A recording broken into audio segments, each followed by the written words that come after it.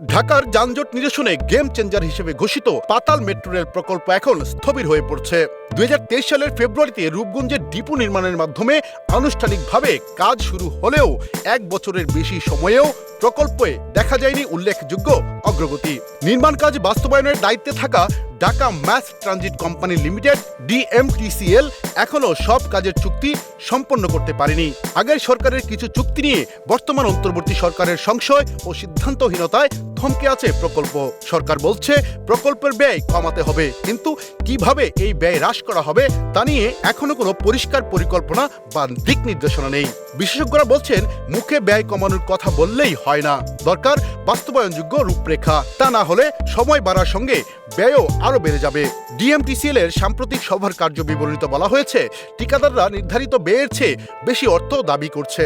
এই অবস্থায় জাইকার অনুমতি নিয়ে কিছু চুক্তি বাতিলের সিদ্ধান্ত নিতেও বাধ্য হতে পারে কর্তৃপক্ষ। প্রকল্পের দুটি লাইন MRT লাইন ১ ও ৫ এর কার্যক্রমও সংকুচিত হয়েছে।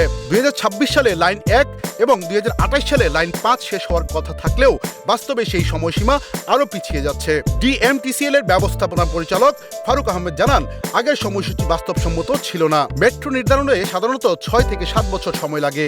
এখন সব চুক্তি প্রস্তুত করে একসঙ্গে কাজ শুরু করার কৌশল নেওয়া হচ্ছে। তবে তিনি স্বীকার করেন, অর্থনৈতিক চাপ এবং কৌশলগত চ্যালেঞ্জের কারণে প্রকল্পে দেরি হচ্ছে। স্মার্ট ফাইন্যান্সিং এর মাধ্যমে কাজ না করলে ভবিষ্যৎ প্রজন্মের ওপর ঋণের বোঝা বাড়বে।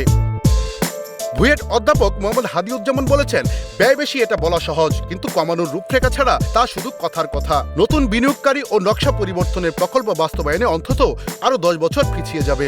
সরকারি হিসাব অনুযায়ী কাঞ্চন থেকে কমলাপুর পর্যন্ত ৩১ কিলোমিটার রুটের মধ্যে প্রায় ২০ কিলোমিটার হবে পাতাল, আর বাকিটা উড়াল পথে। ৫২,৫৬১ কোটি টাকার এই প্রকল্পে ৩৯,০০০ কোটি টাকা দিচ্ছে জাপানের জাইকা। তবে জাপানের পক্ষ থেকেও সম্প্রতি উদ্বেগ প্রকাশ করা হয়েছে। ঢাকায় নিযুক্ত জাপানি রাষ্ট্রদূত সাইদা শিনিচি সরকারের উদ্দেশ্যে পাঠানো এক চিঠিতে বলেছেন, ঢাকা মেট্রো প্রকল্প জাপান বাংলাদেশ সহযোগিতার গুরুত্বপূর্ণ অংশ এবং এর সময়মতো বাস্তবায়ন অত্যন্ত জরুরি। এদিকে উপদেষ্টা মোহাম্মদ ফাউজুল করিম খান জানান, জাপানের চিঠি হাতে পেয়েছে সরকার। ব্যয় তুলনামূলক বিশ্লেষণ চলছে, প্রয়োজনে নতুন অর্থায়নের দিকেও নজর দেওয়া হবে। একসময় প্রতিদিন ৮ লাখ যাত্রী বহনের আশা জাগানো এই পাতাল মেট্রো রেল এখন অনিশ্চয়তার অন্ধকারে। আর সবকিছু ঠিকঠাক চললেও যাত্রী উঠতে পারে আরও ১ দশক পর। ঢাকার কাঞ্চন থেকে কমলাপুর ৩১ কিলোমিটারের এই মেট্রো রেল একদিন বাস্তবে রূপ নেবে, এমন আশাই এখন রাজধানীবাসীর। কিন্তু প্রশ্ন রয়ে গেছে, কবে নাগাদ ঢাকাবাসী পাবে তাদের প্রতীক্ষিত পাতাল মেট্রো ট্রেনের সেবা। এস এম শামীম, সুখবর।